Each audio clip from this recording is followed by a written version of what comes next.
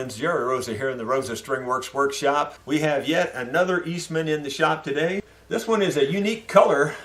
You know, being colorblind, I can still tell it's some kind of weird color. I don't know, you know, orangey, yellow, melon, I don't know. It's some weird color. The model is an MD815/V. It's in for a setup. He wants a new James tailpiece. We're going to put that on there. And he also wants this neck stripped down. And those are the main things. And he wants this scalloped out some more. So we'll scallop that out all the way. And anything else. He wants the full meal deal is essentially what he wants. So we'll do whatever we think we need to do to make this thing set up real nice.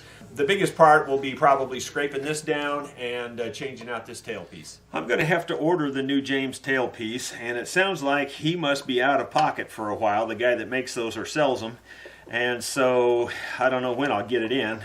Today's the 1st of February, and it sounds like he's out of pocket until the 7th. But anyway, I'm going to go ahead and take this tailpiece off because I'm not going to set it back up with this tailpiece.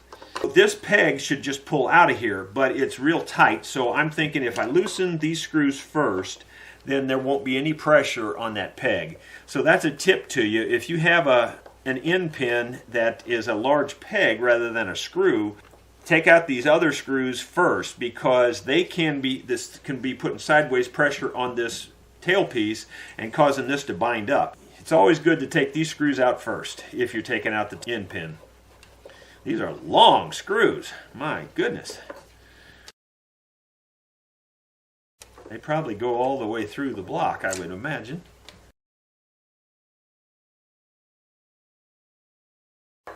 Okay, so that's loose. Now the end pin, let's see if the end pin will pull out. Not really. It doesn't want to. We'll have to see what we have to do to get that out of there. I'm going to try leather and see if I can't pry it out. Now, keep in mind this is an ebony end pin, so I could easily break it. I would say there's a chance that'll happen. Nope, it pulled out. There you go. They had nylon tape around this, like plumber's tape for sealing plumbing or for sealing air. We'll get rid of that. I may put on just a metal tailpiece and fill that hole and not put this type of end pin in there when I get the Allen tailpiece. We'll see how that works out. Okay, we pulled those frets out. Now it's debatable. I could go to the next fret and pull it out, or I could just do this much. The way this one's made, I think I'm just going to go to here because you got this big square corner, and I mean I can definitely dish it out past that corner, but I just think it might look better if I just stay to here. Even that's giving you another finger width scalloping. And we'll probably take this down a little bit more too because it's not very deep.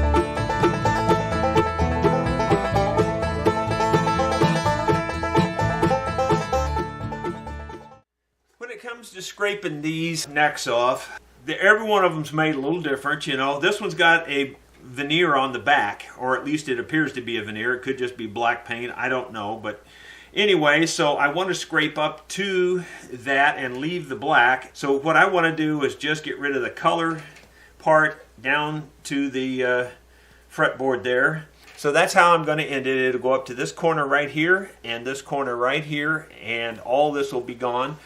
Then on this edge, I'll probably just go ahead and take it right back to the seam. You can round it off right here and leave some color there on the neck heel. It's just a preference. He wants it left white. He doesn't want it restained.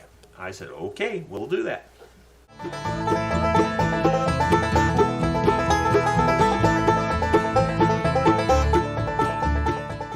You got to be careful when you get to the binding. You don't want to scrape a lot of the binding away. And I'm used to using these scrapers, so I know when to stop.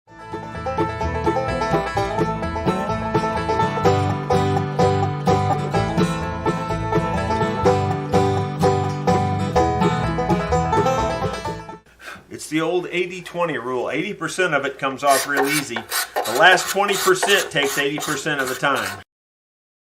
I didn't realize, but there is a strip of, looks like walnut or mahogany down the middle of this neck, which is the way I make them. It's a laminated neck.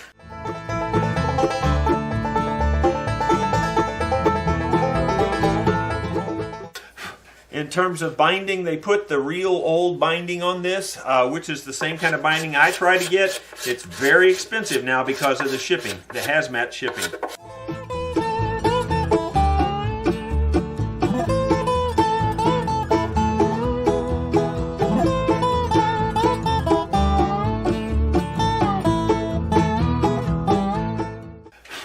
Some people ask me about, when I'm doing things like this, why don't you use chemical strippers? Well, they will eat up your plastic binding, for one thing. You can't do a neat job with those. This will do a neat job, and I don't think it really even takes any longer. It's probably about the same amount of time, because this will actually get the wood very smooth, and it just takes a very light sanding to make this perfect. It really does a good job.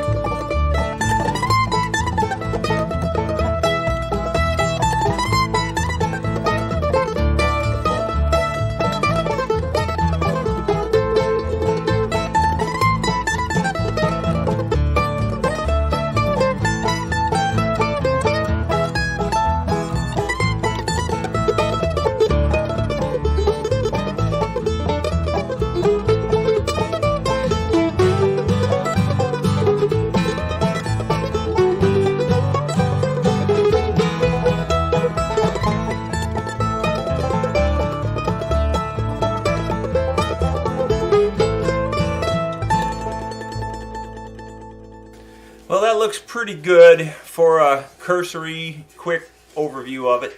And now we'll have to get into some of the detail and clean up some of the really detailed areas. And then sand her down real smooth, and she should be ready to go. I'm going to do a light fret dressing on this and just see what it needs. I'm going to take a look down at first. At the moment, if I was being real critical, I'd say there's a little overbow, but that may pull out flat when we get the strings on it, so it's probably just about right.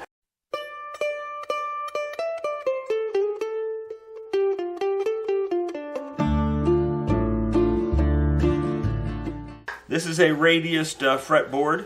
The edges are a little rough, so I'm going to clean those up. Ever since the days of old, man has searched for wealth untold. They dig for silver, pan for gold, and leave the empty hole. I think that'll do it. Eastman's been sitting for quite a while, actually, because the guy that I ordered the tailpiece from, Mr. James, was out of town apparently, or gone. Took a little hiatus. When he got back, he shipped me this nice brushed nickel tailpiece. We're going to put that on here. I've already checked. The bottom hole lines up fine. The two other holes don't line up at all. So what I'm going to do, I've already marked where the two holes go, and I'm going to fill these other two holes with toothpicks and glue because they won't be needed, and we're going to be drilling pretty close to them, so I don't want them to create a problem. Now I could use super glue and it would be a lot faster, but it also runs the risk of creating a problem with the finish and getting all over the place. So the safe glue to use in this case, again, and a very strong glue because it's wood to wood, will be the tight bond. So I'm going to stick the tight bond in there, you know, work it around, get some glue in the hole. And I think we got plenty of glue in there just to play it safe. Okay, and then what I'll do is I'll force a couple of toothpicks in the hole, because one's not enough to fill it, and you get two of them started in there then, and then you push them in tight like that, and maybe even tap them a little bit with something. That one's actually driving in there, believe it or not, almost like a nail. It just broke there when it finally got to the pressure was too tight, and then that really makes the hole good and tight. Now I'll get two more toothpicks here because again the ends of the other ones are too big now. Put a little bit more glue on here just because that one's been sitting a couple of minutes. And we'll start them both at the same time again. Trying to put the flat edges of the toothpicks together because they'll go in further that way instead of the narrow edges, which is the way it wanted to go for whatever reason. And then I'll just take and drive them in as far as I can drive them before they break. They're bottomed out now, I can tell. And that's it. And then we'll break them off. We'll wipe that off. There's a little fuzz sticking out there that we can clean off with a real sharp chisel or something, but that's going to be covered by the other tailpiece. I'm not too worried about it. It's more of a structural thing at this point because we're going to be drilling pretty close to those holes. Not right at them, but I don't think we're going to get into them. Because we're drilling so close to those holes, I just wanted them full. So now we'll take the drill bit and drill the two new holes that we need. Just like always when you're on video, the battery decides to die. But I like this little lightweight drill because it doesn't have too much power. The last thing you want on an instrument is too much power and twist something out of your hand or break something. Pretty close to perfect. Alright, so now we'll just put this tailpiece on. I'll screw that on there. Ain't no point you watch me turn screws. Well, we got her installed there. You can see the difference. This is a nice tailpiece, don't get me wrong, it's good and solid, but it's awkward because you got to go under it and then back up and hook onto these things. You know, you slide your string in that way and hook them on, whatever, but it's still just awkward. This is much easier. You get right to everything, then you close the lid, you're good. This has the O-rings. I put the O-rings in there. So I do like these James tailpieces. These are standard on all Rosa mandolins, and I have the Rosa engraved in mine. The next step will be to decide, do I put this end pin back in here, which, you know, it fits fine and everything, or do I put a nickel one to match this? And I don't really have a brushed color end pin, so I think I just made my own decision. I think I'll just put this black one back in there and just force it in there, and it's pretty snug. I think it's fine. Just tightening it up, making sure it's good and tight. And now we'll go ahead and set up the mandolin and see how it's doing. Alright, before I set this up, I got to thinking I'm a little bit ahead of myself here. I've only scraped this. I haven't sanded it yet. So we're going to go ahead and sand it now. I've got 400, and this is that sandpaper that doesn't load very much, so it's pretty good stuff. Down south in the Everglades, where the black waters roll and the saltgrass sways, the eagles fly and the otters play in the land of the Seminole. Very slick, very slick. It's hard to tell you how slick that is until you feel it. You just wouldn't hardly believe it. Okay, we're going to do the other side here as much as I can get to it. So blow, blow, Seminole wind, blow like you're never gonna blow again. I'm calling to you like a long lost friend, but I know who you are. And blow, blow from the Okeechobee all the way up to Micanopy, across the home of the Seminole, the alligator and the guard. I believe that's as slick as it's going to get. I mean, that is so slick. If you've ever used baby powder on a neck to feel how slick it makes it, this is that slick or possibly even slicker. I mean, it is very slick. Just trying to make sure I don't feel my little scraping marks. Really good. Really, really good. Feeling some sharpness on the ends of these frets.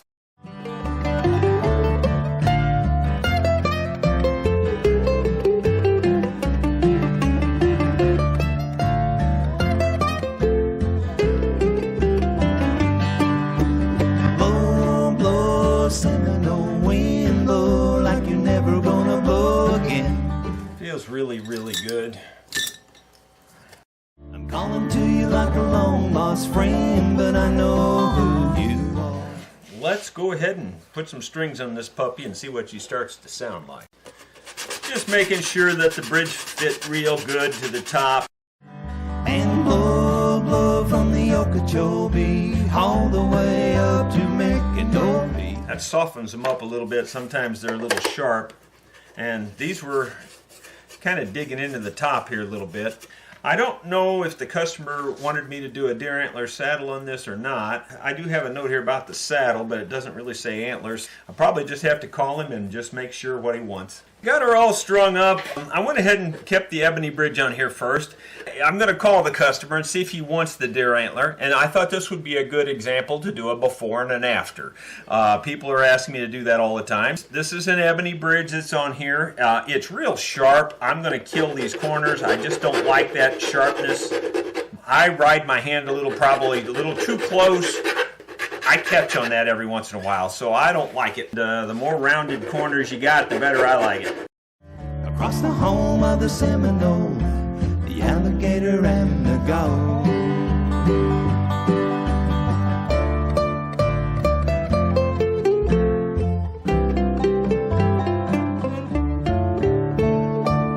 You know, I haven't talked to him, so I'm not sure if he wants an antler saddle or not.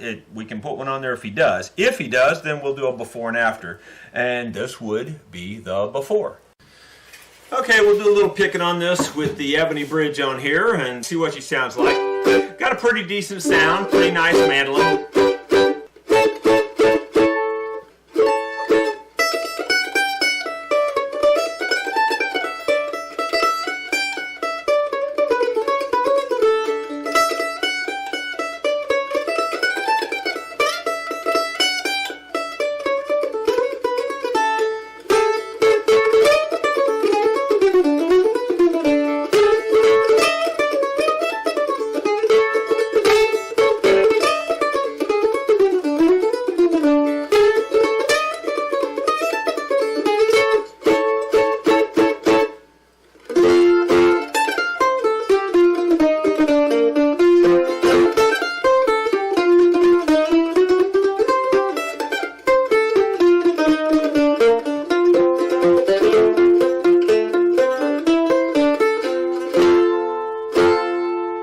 Well, that's what she sounds like now.